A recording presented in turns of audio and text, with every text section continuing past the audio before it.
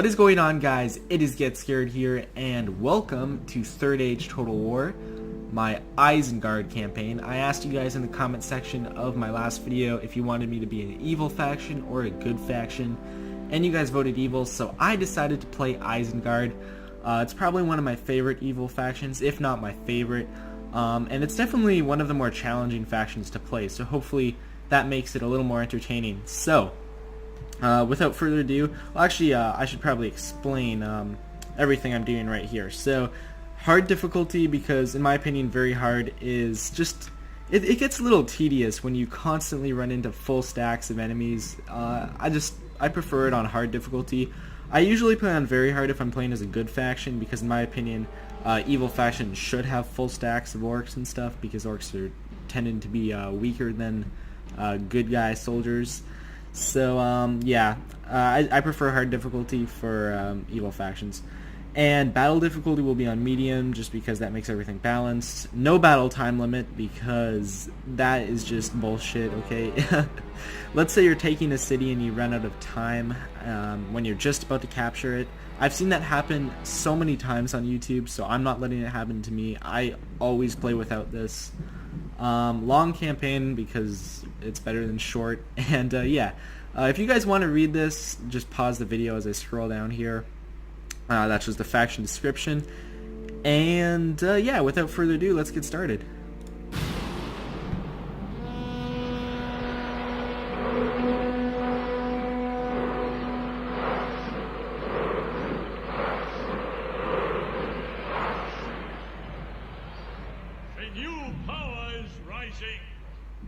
Its victory is at hand!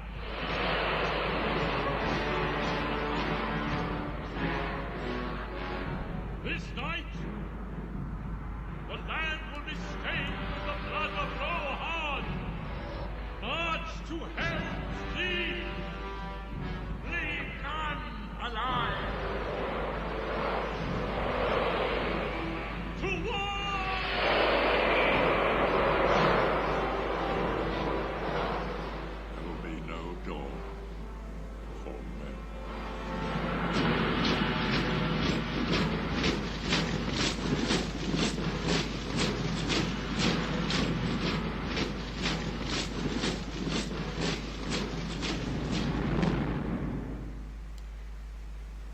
There will be no dawn for men. God. I love that intro, actually. It's probably one of my favorites out of all the intros in this game, because a lot of them are pretty bad, to be honest, but that's definitely one of the better ones.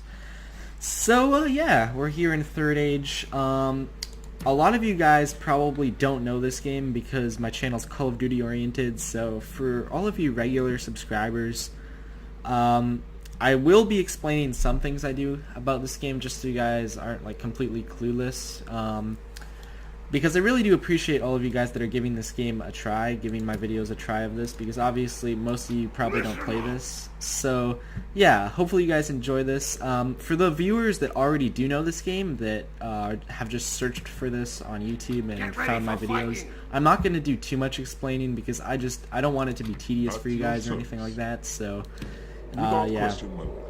But anyway, I will for sure explain some things. I'm not going to just like play the game and barely say a word or anything like that, don't worry. But anyway, so let's get started. I'm going to start with this town up here called Byrig. Low taxes. I always put low taxes everywhere just to get maximum population growth, because growth is really important early on. I think the first thing I'm going to build here is roads in this settlement. I think that's probably one of the a good plan. And we're going to start by recruiting some units right away. I think I'll recruit some Dunlending clansmen. Over here in Dunyard, we're going to I think I'm going to build a camp guard here, so I can get better troops, Urkai raiders, and stuff like that.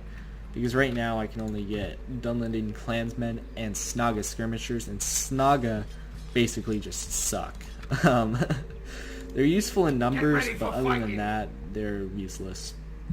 So yeah, we have Rohan to our south here, and they're going to be a big problem. In my opinion, the Rohan people really start off with too many provinces because they get a lot of money early on, and they just become really overpowered. So we definitely do not have the troops to take them on yet. We're going to have to play more of the defensive role for at least maybe 20 turns or so before we can get better troops to go march toward them, because we really need Urukai pikemen and Urukai infantry to do that. And well, I guess I'll show you guys in the building browser. So right now, all we have is a garrison quarters. We're going to need a barracks in order to get slightly better troops, Uruk Reavers and Berserkers. Berserkers are pretty good, but we're going to have to wait until like turn 40 before we're allowed to build the best possible barracks we can get, and through that we can get Urukai infantry and Urukai pikemen. So yeah, we're going to have to definitely play a more defensive role, but I think in Isengard I'm going to build a warg breeder just because you really don't get any cavalry as Isengard, and you really need to start training wargs as fast as possible because they are the closest thing you can get to cavalry. They're definitely not as fast as horses, but they're decent, I guess. They're definitely faster than regular men, so you definitely need some sort of cavalry. I'm just going to pull everything out of Isengard and just head over north because there is a rebel settlement here, and it's always good to start off taking all the defenseless, or not defenseless, rebel settlements lightly defended, that's the word. It's good to always start off by taking all the lightly defended rebel settlements. I'm also going to train some Snaga archers here, I think. Oh, that leaves us pretty much broke. Well, I guess there's also a rebel settlement over here, so I'm just going to go march toward that as well. I'm going to take everything. We're not really under threat of attack for the first couple of turns because Rohan's going to be getting their bearings as well. Oh, and Isengard, I'm actually not able to lower taxes here because it is a citadel, which is a type of castle. And basically there's two types of settlements in Third Age Total War. Which basically is Medieval Total War 2. It's just a mod for Medieval Total War 2 Kingdoms. But yeah, it's not like other Total War games where, let's say, there's just one type of town. You can either have a city type of town, which has levels like village, town, large town, minor city, or you can have a castle type settlement, which has like Motte Bailey, wooden castle, castle, fortress, and then citadel. So yeah. But I prefer castles actually, just because you can tend to get better troops there from the majority of castles. But anyway, so we're gonna head over here. There's a rebel settlement somewhere over there, and I forgot to move troops out of Byrug actually. There's two rebel settlements over here, North Tharbad and South Tharbad, and that's going to be a very key defensive position for me because the Free Peoples of Eriador are up here.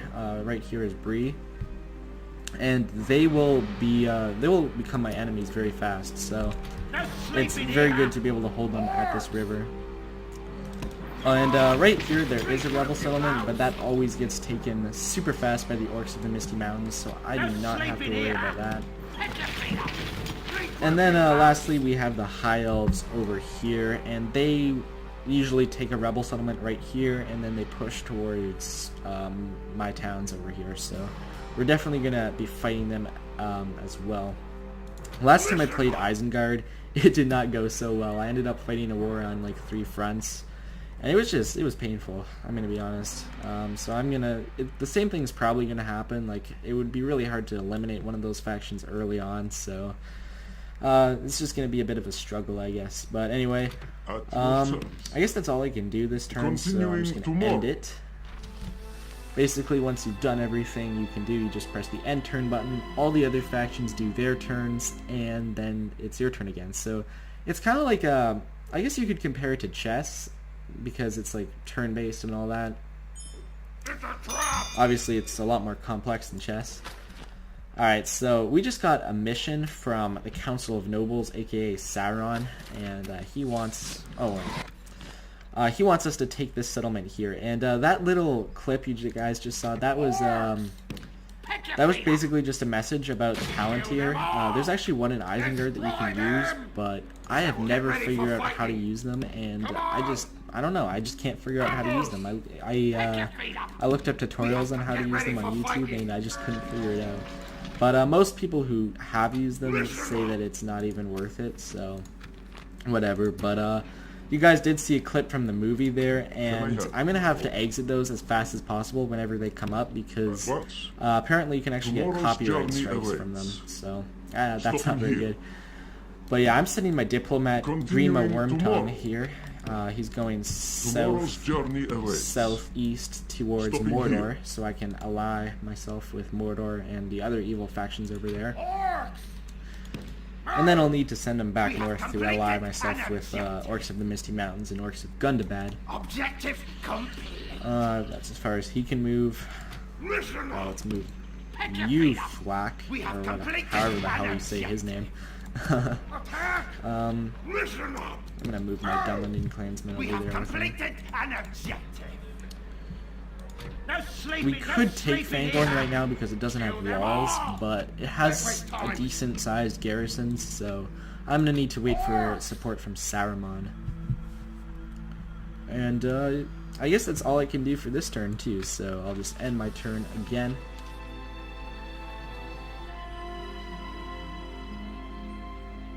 Oh, and also guys, please let me know in the comments section how long you think these episodes should be, because I'm a little confused with how long I want to make them, because a lot of people, when they play games like this, they like to see longer episodes, but at the same time, a lot of people just don't like longer episodes and like shorter episodes of things. So please let me know on that. I'll just decide whichever one gets the majority vote. But right now, I'm probably thinking I'm going to make them around 15 minutes long. Some will be shorter, like 10 minutes. Some might be longer, like 20, 25 minutes or something. So, yeah. Now we have two things we can do. We can either attack Fangorn with Lord Saruman's army, or we could attack South Tharbad with Flack's army. I'm really bad at saying orcs' names, but whatever. Both would be super easy. Actually, it might be more beneficial to just wait a turn and let them come out to me. I think I might actually do that. Yeah, I'm gonna do that, I think. It's gonna be a little bit painful to deal with those archers, though, because I don't have any cavalry. But, I'm gonna take this settlement right here, South Tharbad. One thing to always remember is you always want to save your game before, entering a battle when playing Third Age, because this mod is really unstable. It's crashed for me many times right when entering battles, and it is pretty rare when it actually crashes, but it's always better to be safe than sorry and just save your game every single time.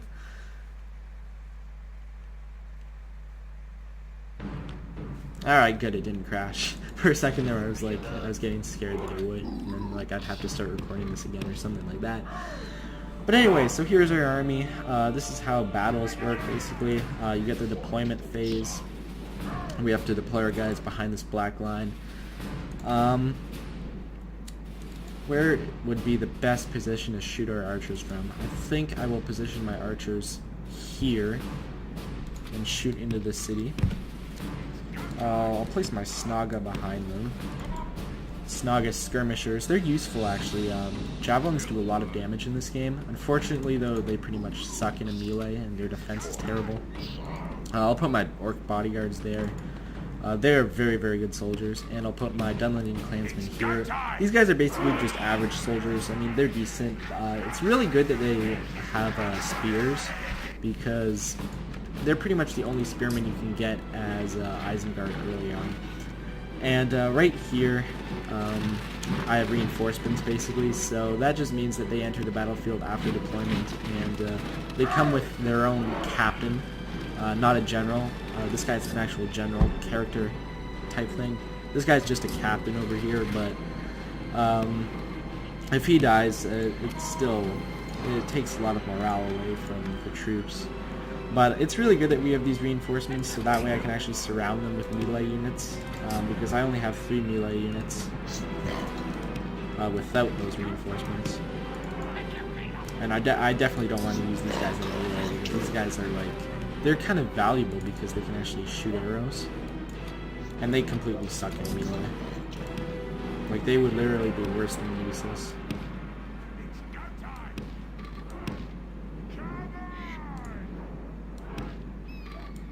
So I'm just gonna keep it on super fast mode while I shoot these peasant spearmen. I'm just gonna try and kill as many as possible, and then I will move in with the rest of my troops. I'm just gonna move my Dunlending clansmen up. These guys are gonna go here. I'm actually gonna move these Dunlending clansmen over here so I can basically just go in through there. That seems like a good idea. And my general will go in through here. And I will completely surround them and decimate them. Once my archers run out of ammo, that is. And actually, wow, my archers have been doing really well. They've been giving these guys quite the thrashing, actually. Especially considering these guys are probably the worst archers in the game, too. Alright, I'll shoot at these sword militia because they're the closest. I should probably slow this down a bit just because they're kind of getting close, but I doubt it's anything dangerous. I'm going to see if I can actually shoot them with some javelins from the Snugga skirmishers. That would be very useful. These javelins are just deadly. Javelins are so overpowered in this game. Alright, looks like they're going to get a volley in. Let's see how much damage it does. Wow, surprisingly it didn't do that much. But combined with the arrows... Actually, no, it did do quite a bit, actually. Damn, these guys have been reduced to, like, nothing. I'm pretty sure they started off with 100 men and now they're at 35, so that's pretty good. I don't not want my guys to keep chasing them. That would be bad. I'll position those guys there, these guys here, these guys here, and yeah, we're pretty much in position. My archers are about halfway through their ammo, which is really good considering how many guys they've killed. Right here you can see this red bar. If you put your mouse cursor over it, you can see how much of your men have died and how much of the enemies. So we've actually killed 48% of them, and they haven't even killed 1% of our guys, so that's actually really, really good. They haven't even, like, touched my guys yet.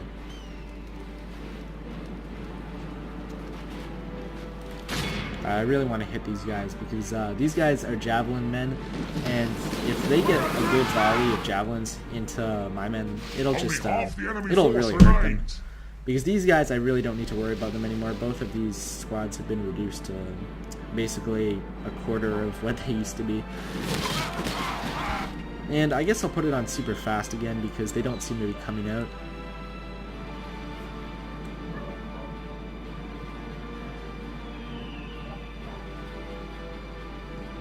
Oh, and if you guys were wondering, in order to tell how much ammunition they have left, you can just look at this blue bar down at the bottom of their unit card.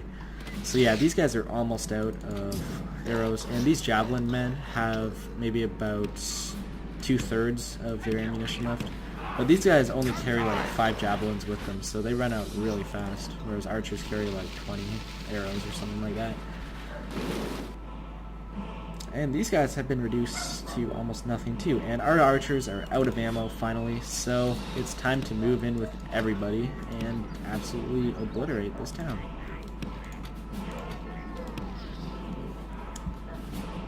Let's see. Okay, they've lost 72% of their men, so this is actually really, really good.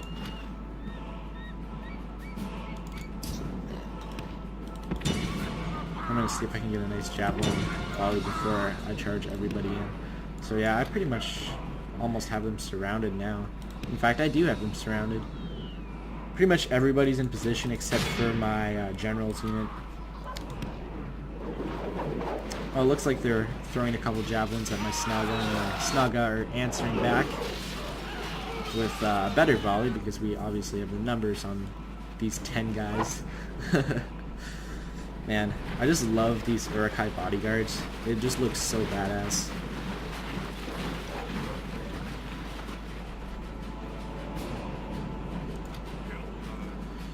Oh, it seems my guys are out of ammo. Well, I'm gonna put this back on regular speed and just move everybody in now. Except obviously the archers, which I'm just making like completely pull out of the battle. Alright, so the fighting has started, and I just overshot that. These guys are dead, virtually. These guys are like surrounded by my Dunlending clansmen. How many of these huntsmen are left? Okay, these guys finished their job. So now they just have to move in and completely encircle these guys. Wow, just imagine how scary that would be, just like being trapped, having orcs be all around you.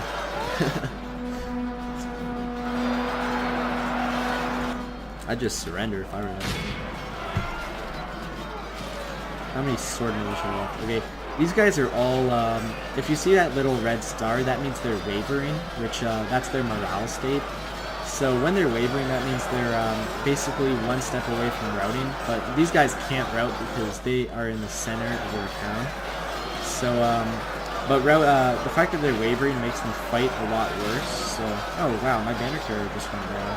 Okay, but yeah, they are fighting a lot worse than they normally would. Whereas my guys are all, those guys are impetuous. These guys are eager. Eager is like the best one you can get, I guess. So that basically means that you guys are eager to kill the enemy. And most of my guys are fresh too, which is like the fatigue level. And fresh obviously being the best. Wow, that guy's just going crazy.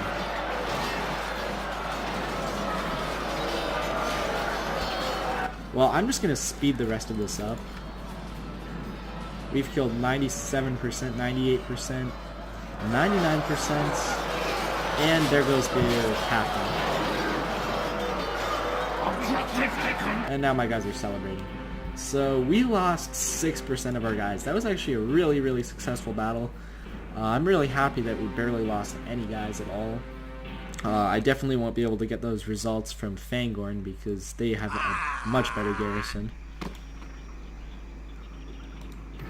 And I'll just occupy the settlement because it's only a village. It has a very small population, and I really need to grow it as well. So low taxes.